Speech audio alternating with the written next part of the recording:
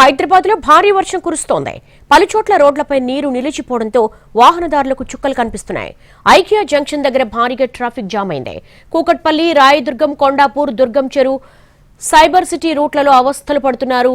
హైదరాబాద్లో భారీ వర్షం కారణంగా పలుచోట్ల రోడ్లపై నీరు నిలిచిపోయింది. ఐకియా జంక్షన్ దగ్గర ట్రాఫిక్ జామ్ అయింది. దీనికి సంబంధించి మోర్ డీటెయిల్స్ మా ప్రతినిధి కిరణ్ అడిగి తెలుసుకుందాం. Kiran, over to you. హైదరాబాద్లో పలు చోట్ల వర్షం కురుస్తుంది. దీంతో హైదరాబాద్ జంట నగరాల్లో తీవ్ర ట్రాఫిక్ అంతరాయం ఏర్పడుతోంది. ప్రస్తుతం మనము సైబరాబాద్ పోలీస్ కమిషనరేట్ పరిధిలోని ఐకియా జంక్షన్ వద్ద మనం ఒకసారి కనుక గమనించినట్లయితే వాహన రాకపోకలకు తీవ్ర ఇబ్బందులు ఎదుర్కొంటున్నారు వాహనదారులు. ప్రస్తుతం ఐకియా జంక్షన్ వద్ద మనం ఉన్నాము. తీవ్ర ట్రాఫిక్ అంతరాయం ఏర్పడుతోంది. దీంతో సైబరాబాద్లోని ఐకియా జంక్షన్ వద్ద తీవ్ర ట్రాఫిక్ అంతరాయం ఏర్పడింది. ప్రధానంగా ఐకియా జంక్షన్ నుండి కుక్కట్పల్లి, అలాగే రాయదుర్గం, మీనాక్షి టవర్, కొండాపూర్, దుర్గం చెరువు, సైబర్ సిటీ రూట్లో తీవ్ర ట్రాఫిక్ జామ్ ఏర్పడింది. దీంతో ట్రాఫిక్ పోలీసులు కూడా గడిచిన 1 అవర్ నుంచి కూడా వాహనాల రద్దీని కూడా క్లియర్ చేస్తున్నారు.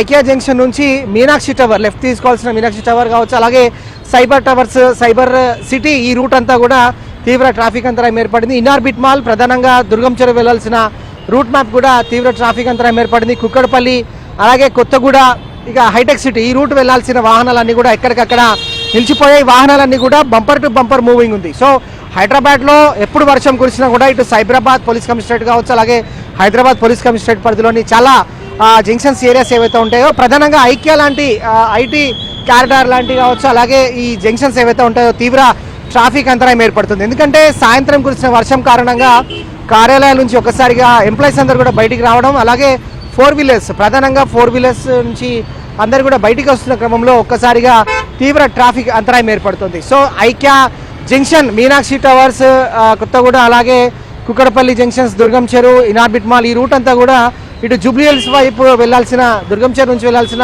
ఈ రూట్ కూడా తీవ్ర ట్రాఫిక్ అంతరాయం ఏర్పడుతుంది. సో జంక్షన్ వద్ద కూడా ట్రాఫిక్ పోలీసులు ఎప్పటికప్పుడు ట్రాఫిక్ క్లియర్ చేస్తూ ఉన్నారు. ఎందుకంటే రూట్స్ సంబంధించి కూడా బ్యారికేడ్స్ ఓపెన్ చేస్తూ క్లోజ్ చేస్తూ కూడా ట్రాఫిక్ని క్లియర్ చేస్తూ ఉన్నారు.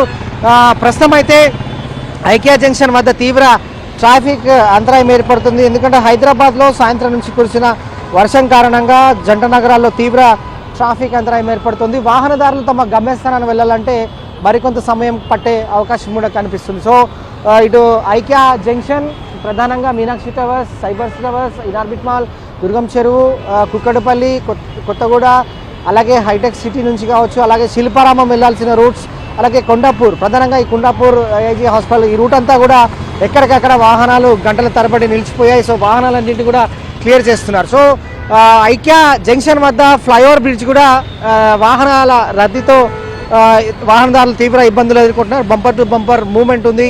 సో మనం చూడొచ్చు, ఇది ఐకియా జంక్షన్ వద్ద ఈ రూట్ ప్రస్తుతానికైతే ఇటు కొత్తగూడ వైపు వెళ్లాల్సిన రూట్ ఇది అంతా కూడా.